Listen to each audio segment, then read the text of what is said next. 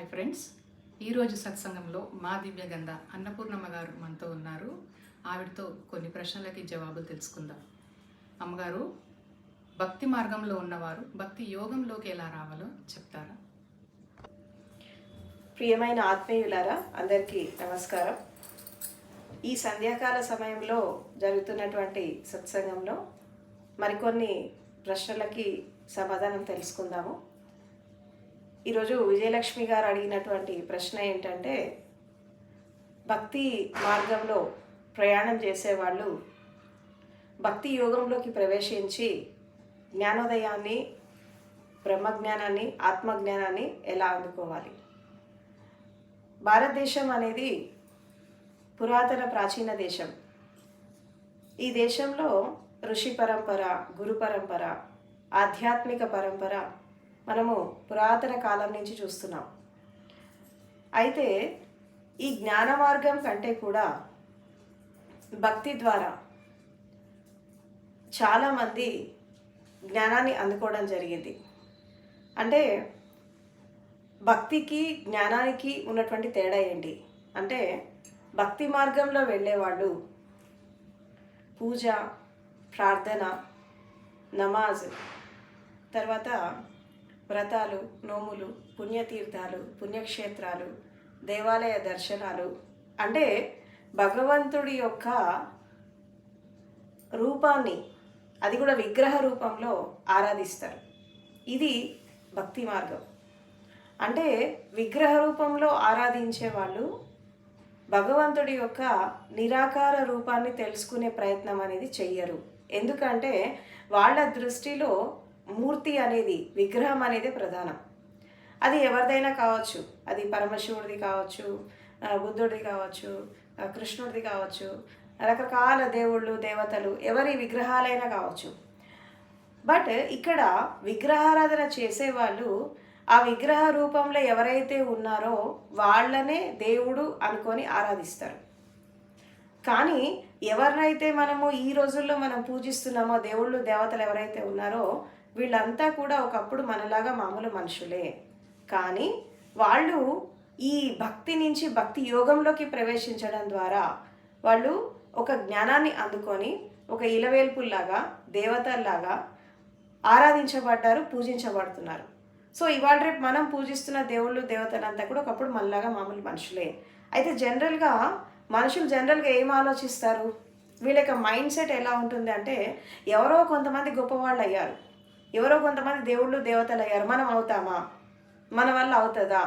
మనం దాన్ని సాధించగలమా అని వీళ్ళల్లో ఉండేటటువంటి శక్తియుక్తులని గుర్తించకుండా, వీళ్ళల్లో ఉండేటటువంటి పొటెన్షియాలిటీస్ని గుర్తించకుండా, అరే ఇప్పుడు వాళ్ళు మనుషుల్లాగా పుట్టి దేవుళ్ళు, దేవతలు అయ్యారు, జ్ఞానులు అయ్యారు, ఋషులు అయ్యారు, మహర్షులు అయ్యారు, వాళ్ళు కూడా తల్లి గర్భం నుంచే వచ్చారు, వాళ్ళు కూడా కష్ట నష్టాలు అనుభవించారు, అన్నీ చూశారు జీవితంలో. మంచి చూశారు, చెడు చూశారు, నిందలు చూశారు, అవమానాలు చూశారు, అన్నీ చూశారు. అన్నీ చూసినప్పటికి కూడా వాళ్ళు ఒక సాధన ద్వారా వాళ్ళు జ్ఞానాన్ని అందుకొని ఈరోజు ఇలవేల్పుల్లాగా పూజించబడుతున్నారు. మనం కూడా అలా తయారు కావచ్చని ఎవరు ఆలోచించరు. అంటే మనం ఏదో తక్కువ వాళ్ళం, వాళ్ళు ఏదో పెద్ద ఆకాశం నుంచి ఊడిపడ్డారు, వాళ్ళ లోపల ఏదో అతీతమైనటువంటి ఏదో శక్తి ఉంది, కేవలం వాళ్ళని మాత్రమే నడిపిస్తుంది, మనకు ఆ ఎలిజిబిలిటీ ఉందా లేదా అని చెప్పి కేవలము ఈ విగ్రహారాధన వరకే పరిమితం అయిపోయారు. కానీ ఈ విగ్రహారాధన నుంచి మొదలుపెట్టినటువంటి ఈ భక్తి అనేది, దీన్ని ఏమంటారంటే గౌణి భక్తి అంటారు. ఈ గౌణి భక్తిలో ఎలా ఉంటుందంటే, ఇందులో శ్రద్ధ ఉంటుంది, తర్వాత సమర్పణ ఉంటుంది, దాని తర్వాత ఒక భక్తి భావం ఉంటుంది. కానీ దీంట్లో శ్రవణం కానీ, మననం కానీ, నిధిధ్యాసనం కానీ, తర్వాత ఈ దాస్యం కానీ, సఖ్యము కానీ, ధారణ కానీ, ఈ ఆత్మ నివేదన కానీ ఉండదు. కేవలం ఒక శ్రద్ధ. అది కొన్నిసార్లు అది ఏమవుతుందంటే ఒక అంధశ్రద్ధలాగా అయిపోతుంది, అంధభక్తిలాగా అయిపోతుంది. ఇప్పుడు భక్తి ఉండాలి మనిషికి, కానీ అంధభక్తి పనికిరాదు. శ్రద్ధ ఉండాలి, కానీ అంధశ్రద్ధ పనికిరాదు. ఇప్పుడు మనం భారతదేశంలో చాలా రకాల రిలీజియన్స్లో మనం తీసుకుంటుంటే మనకి ఎక్కువగా అసలు సత్యాన్ని తెలుసుకొని ముందుకు వెళ్ళేవాళ్ళు చాలా తక్కువ ఉంటారు. ఎక్కువ శాతము పెద్దవాళ్ళు చెప్పారు, లేదంటే పూర్వీకులు చెప్పారు, లేదంటే ఏదో ఒక మతం చెప్పింది, ఏదో ఒక కులం చెప్పింది, ఏదో ఒక నాగరికత చెప్పింది అని చెప్పి వీళ్ళు గుడ్డిగా ఫాలో అవుతున్నారు అన్నీ. కానీ అసలు దాంట్లో ఉన్నటువంటి సత్యం ఎంత అని చెప్పి ఎవరు ఆలోచించట్లేదు. అలా ఆలోచించకపోవడం వల్ల మెజారిటీ పీపుల్, దాదాపు ఒక 80% మంది ఇంకా ఈ దేవాలయాలు, తర్వాత పుణ్యతీర్థాలు, పుణ్యక్షేత్రాలు ఎమ్మడబడి తిరుగుతున్నారు. కేవలం విగ్రహారాధన వరకే, పూజలు, ప్రార్థనలు, నమాజులు వీటి వరకే ఆగిపోయారు. కానీ అంతకు మించి పోలేకపోతున్నారు. దీన్ని ఇంకో భాషలో చెప్పాలంటే దీన్ని సాకార భక్తి అంటారు. గౌణి భక్తి అంటారు, సాకార భక్తి అంటారు. సాకారం అంటే ఏంటి? కళ్ళ ముందు కనిపించేటటువంటి రూపం. అంటే ఏదైతే మనం కళ్ళ ముందు చూస్తున్నట్టే ఒక విగ్రహం, ఒక విగ్రహము, ఒక ఫోటోనో లేకపోతే ఇంకోటో, లేదంటే ఒక వ్యక్తినో, ఇట్లా ఒక విగ్రహము ఎక్కడైతే కనిపిస్తుందో ఇదే దేవుడు అని చెప్పి దాంట్లో ఒక సత్యాన్ని అర్థం చేసుకోకుండా అంతవరకే పరిమితం అవుతున్నారు. అంటే ఇక్కడ యోగి వేమన ఒక పద్యం ద్వారా చెప్తారు. ఏంటి అంటే, దైవంబు ఒక్కడను మాట ధరణిలోన సహజముగా పలుకుదురు సర్వజనులు, అతడు ఎందున్నాడని ఎరుగలేక గానలేక జగమెల్ల అందులైరి అని అంటాడు. అంటే దేవుడు ఒక్కడే అని చెప్పి ప్రపంచమంతా అందరు చెప్పుకుంటూ ఉంటారు. కానీ అసలు భగవంతుడు అనేవాడు ఎలా ఉంటాడు, అసలు ఉన్నాడా లేడా, ఉంటే ఎలా ఉంటాడు, మనం ఎలా ఆ స్థితిని మనం అందుకోవాలి, అసలు దైవత్వం మనం ఎలా వెళ్ళాలి, ఇదంతా తెలియకుండా అందరూ కూడా అందుల్లాగా జీవిస్తున్నారు. అంటే ఒక విధంగా గుడ్డివాళ్ళలాగా బతుకుతున్నారు, వీళ్ళకి జ్ఞానం లేదు అని చెప్పి వేమన చాలా స్పష్టంగా చెప్పడం జరిగింది. అంటే భారతదేశ ఆధ్యాత్మిక పరంపర ఏం చెప్తుంది? మీరు ధ్యాన మార్గంలో వెళ్ళినా, భక్తి మార్గంలో వెళ్ళినా, జ్ఞాన మార్గంలో వెళ్ళినా, యోగ మార్గంలో వెళ్ళినా, ఏ మార్గంలో వెళ్ళినా ఈ మార్గాలన్నిటి యొక్క ముఖ్య ఉద్దేశం ఏంటి అంటే 4 ఉద్దేశాలు మనకు కనబడతాయి. ఒకటి ఏంటంటే నువ్వెవరో నువ్వు తెలుసుకోవాలి. తర్వాత నీ జీవితం యొక్క అర్థం పరమార్థం ఏంటి తెలుసుకోవాలి. అసలు ఈ మానవ జన్మకు నువ్వు ఎందుకు వచ్చావో తెలుసుకోవాలి. తర్వాత ఈ జ్ఞానం ఏంటి, సత్యం ఏంటి, తర్వాత ధర్మం ఏంటి, తర్వాత జీవితం ఏంటి, తర్వాత ఇంకొంచెం ముందుకెళ్తే మనం ఈ జనన మరణ చక్రం నుంచి మనం ఎలా బయటకు వస్తాము, ఈ సంసార చక్రం నుంచి మనం ఎలా బయటకు వస్తాము, అసలు జన్మ రహస్యం ఏంటి, మరణ రహస్యం ఏంటి, తర్వాత ఈ బ్రహ్మజ్ఞానం అంటే ఏంటి, ఆత్మజ్ఞానం అంటే ఏంటి, అసలు జ్ఞానోదయం అంటే ఏంటి, వీటి గురించి తెలుసుకోవడానికే మనకి ఈ భక్తి మార్గం అనేది వచ్చింది. అంటే భారతదేశంలో మనము భక్తి ఉద్యమం జరిగింది, ఇది అందరికీ తెలిసిందే. అంటే 18th సెంచరీలో 18th 17th సెంచరీస్లో భక్తి ఉద్యమం ద్వారా కొంతమంది సెయింట్స్, అంటే కొంతమంది సత్పురుషులు బయటకు వచ్చేసి భక్తికి ఇంకొక రూపాన్ని ఇచ్చారు. ఏంటి ఆ రూపం అంటే ఈ విగ్రహారాధన, పూజలు, పుణ్యతీర్థాలు ఇదంతా కూడా గౌణి భక్తి, సాకార భక్తి. ఈ గౌణి భక్తి దాటి పరాభక్తిలోకి వెళ్ళాలి. ఏంటా పరాభక్తి అంటే భక్తి యోగం. అంటే మనం ఒక విధంగా చెప్పాలంటే మన శరీరంలో 7 చక్రాస్ ఉంటాయి. ఏంటి? మూలాధార, స్వాదిష్టాన, మణిపుర, అనాహతం. అయితే ఈ భక్తి భావం అనేది మనిషికి ఎప్పుడు కలుగుతుంది అంటే హృదయ కమల వికాసం జరగాలి. ఈ హృదయ కమల వికాసం ఎలా జరుగుతుంది అంటే నవవిధ భక్తి సూత్రాలతో మనము ప్రయాణం చేయాలి. ఇప్పుడు సంత్ కబీర్ దాస్ కానీ, రవిదాస్ కానీ, మీరాబాయి కానీ, నామ్దేవ్ కానీ, భక్త తుకారాం కానీ, తర్వాత గురునానక్ దేవ్ కానీ, తర్వాత ఎంతోమంది భక్తులు భక్తి మార్గంలో వీళ్ళు జ్ఞానోదయాన్ని అందుకున్న వాళ్ళంతా కూడా వాళ్ళు ఏం చేశారంటే ఇటు జీవితాన్ని, అటు సంసారాన్ని, అటు భక్తిని మూడిటిని ఏకం చేసి వాళ్ళు ఒక జ్ఞానాన్ని అందుకోవడం జరిగింది. అంటే భారతదేశంలో ఒక ధారణ ఉంది. ఏంటి అంటే ఇప్పుడు ఉంది, ఒకప్పుడు కూడా ఉంది. ఏంటంటే ఒక వ్యక్తి పరిపూర్ణమైనటువంటి జ్ఞానాన్ని అందుకోవాలంటే అతను సన్యసించాలా, బాధ్యతల నుంచి తప్పుకోవాలి, లేదంటే నిష్క్రమించాలి జీవితం నుంచి. అట్లా అయితే వైరాగ్యం అనేది రావాలి. ఈ వైరాగ్యం వస్తేనే వాళ్ళు ఆ సాల్వేషన్కి వెళ్తారు అని చెప్పి ఒక ధారణ ఉంది. కానీ ఈ భక్తి ఉద్యమం వచ్చాక ఏం జరిగింది? అసలు భక్తి మార్గంలో ఉన్న వాళ్ళు ఏంటంటే గృహస్థు ధర్మాన్ని, జీవితాన్ని జీవిస్తూ కూడా, బాధ్యతలను నెరవేరుస్తూ కూడా వాళ్ళు భక్తి యోగంలోకి వెళ్ళేసి వాళ్ళు జ్ఞానోదయాన్ని అందుకున్నారు. ఇప్పుడు గురునానక్ కానీ, కబీర్ కానీ, రవిదాస్ కానీ, ఈవెన్ మీరాబాయి కానీ, తర్వాత మనకు నామ్దేవ్, వీళ్ళంతా కూడా సంసారులే. వీళ్ళంతా సన్యాసులు కాదు, భార్య పిల్లలతో ఉన్నవాళ్ళే. వీళ్ళు అలా ఉంటూ కూడా ఎలా దాన్ని అధిగమించారు అంటే గృహస్థు ధర్మంలో ఉండేవాళ్ళు ధర్మార్థ కామ మోక్షాలను పాటించాలి. చతుర్విధ పురుషార్థాలు ఉంటాయి. ఈ చతుర్విధ పురుషార్థాలు అంటే ధర్మము, అర్థము, కామము, మోక్షం. ఇక్కడ ధర్మం అంటే ఏంటి?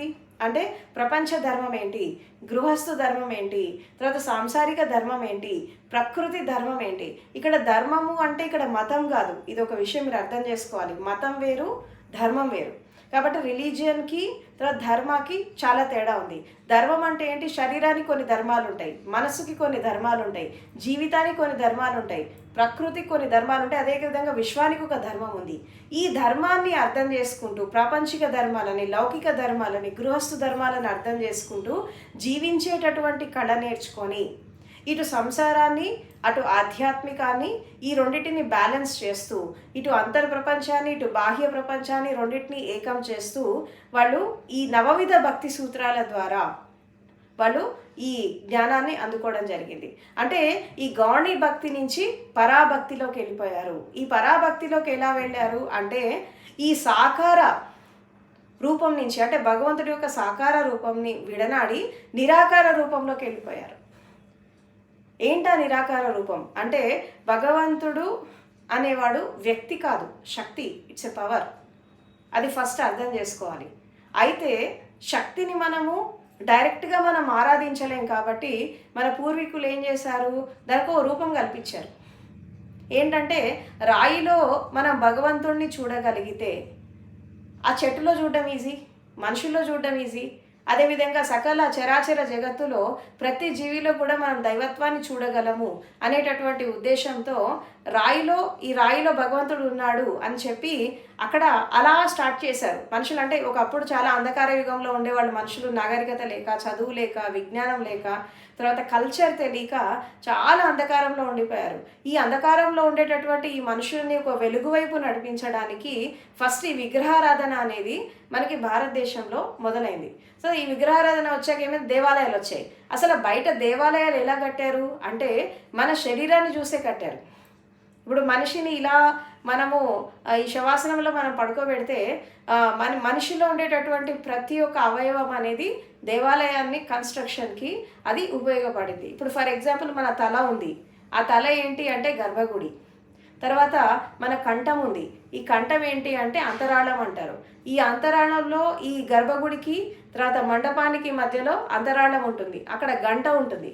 అందుకే మనం దేవాలయానికి వెళ్ళగానే అక్కడ గంట కొట్టి మనము మన స్వరాన్ని మనం ఓపెన్ చేస్తాం అక్కడ. తర్వాత మండపం ఉంటుంది, అంటే హృదయము, తర్వాత ఈ ఉదరము, ఇదంతా మండపం అన్నట్టు. ఇంకొంచెం ముందుకు వస్తే ధ్వజస్తంభం ఉంటుంది, అంటే మన కాళ్ళు ధ్వజస్తంభం. తర్వాత ఇంకొంచెం ముందుకు వెళ్తే మన గోపురం ఉంటుంది, ఆ గోపురానికి 4 కలశాలు ఉంటాయి, అవి ఏంటంటే మన పాదాలు. అంటే వాస్తు శిల్పశాస్త్రంలో ఈ దేవాలయ నిర్మాణం గురించి మానవ శరీరమే ఒక స్ఫూర్తి తీసుకొచ్చింది బయట దేవాలయ నిర్మాణం కోసం. అదేవిధంగా ఇక్కడ అందుకే ఏం చెప్తారు, దేహమే దేవాలయం అని అంటారు. ఇప్పుడు కొన్ని రకాల ఆచారాలలో, కొన్ని రకాల సాంప్రదాయాల్లో వాళ్ళు శరీరం అంతా బొట్టు పెట్టుకుంటారు. తల మీద పెడతారు, భుజాలకు పెట్టుకుంటారు, ఉదరానికి పెడతారు, కాళ్ళకి పెట్టుకుంటారు. మీరు కొన్ని రకాల సాంప్రదాయాల్లో చూడండి, అన్ని విభూతి రేఖలు పెట్టుకుంటారు. ఎందుకు పెట్టుకుంటారు అంటే వాళ్ళ దృష్టిలో దేహం అనేది దేవాలయం, దీంట్లో ఉన్నటువంటి శక్తి, జీవుడు ఎవరైతే ఉన్నారో అతనే దైవ స్వరూపం. అందుకే అంటారు దేహమే దేవాలయం, జీవుడే సనాతన దైవం అంటారు. అంటే ఈ శరీరాన్ని చూస్తే ఆ దేవాలయ నిర్మాణం చేశారు. కానీ ఇక్కడ ఏం జరిగిందంటే రాను రాను కాలక్రమంలో ఈ శరీరాన్ని అంత అపవిత్రం చేసుకుంటున్నారు, దేవాలయాలకు వెళ్ళి మొక్కుతున్నారు. అంటే మనము మనసు నిండా నెగిటివిటీస్ పెట్టుకొని శరీరాన్ని అశుద్ధం చేసుకొని శీలం లేకుండా, సత్ప్రవర్తన లేకుండా, భక్తిభావం లేకుండా దేవాలయాలకు వెళ్ళి ఎన్ని పూజలు చేసినా ఏ దేవుడు వరం ఇవ్వడు. ఇది ఫస్ట్ అర్థం చేసుకోవాలి. ఎందుకంటే మనం దేవాలయానికి వెళ్ళినా, మనం ఇంట్లో ఉన్నా, ఎక్కడ ఉన్నా మన మనసు, మన శరీరం అనేది పవిత్రం లేకపోతే, అదొక ప్యూరిటీకి రాకపోతే మనం ఏం చేసినా అది పనికిరాదు. కాబట్టి ఈ అహంకారాన్ని తగ్గించడానికి, మనుషుల్లో ఉండేటువంటి అంధకారాన్ని పోగొట్టడానికి, అదేవిధంగా అవి లోపల భక్తిభావాన్ని నింపడానికి ఈ సాకార భక్తి అనేది భారతదేశంలో మొదలైంది. దాని తర్వాత మెల్లమెల్లగా ఈ మహర్షులు, యోగులు, ఋషులు, జ్ఞానులు వీళ్ళు కొన్ని రకాల గ్రంథాల ద్వారా, కొన్ని రకాల శాస్త్రాల ద్వారా ఏం చేశారంటే, అరే కేవలము సాకార భక్తి దగ్గర ఆగిపోతే సరిపోదు, నిరాకార స్థితికి కూడా పోవాలి. అంటే మూర్తి పూజ నుంచి నిరాకారానికి వెళ్ళాలి. అంటే భగవంతుడు శక్తి స్వరూపం అని మనం ఇప్పుడే చెప్పుకున్నాం. అంటే భగవంతుడిని సర్వాంతర్యామి అంటారు కదా. జనరల్గా మనకి అన్ని రకాల శాస్త్రాల్లో మనం చూస్తే సర్వాంతర్యామి అంటారు. సర్వాంతర్యామి అంటే ఏంటి? ఈ సకల చరాచర జగత్తులో ప్రతి స్థితిలో అది కొలువై ఉంది అని అంటారు. మరి ఒక వ్యక్తి అయితే మీలాగా నాలాగా ఒకే చోట ఉంటాడు, అంతటా ఎలా ఉంటాడు? శక్తి కాబట్టే ఉండగలుగుతున్నాడు. కాబట్టి భగవంతుడు అనేవాడు వ్యక్తి కాదు, శక్తి. ఈ శక్తి మన లోపల ఉంది, ప్రతి జీవిలో ఉంది.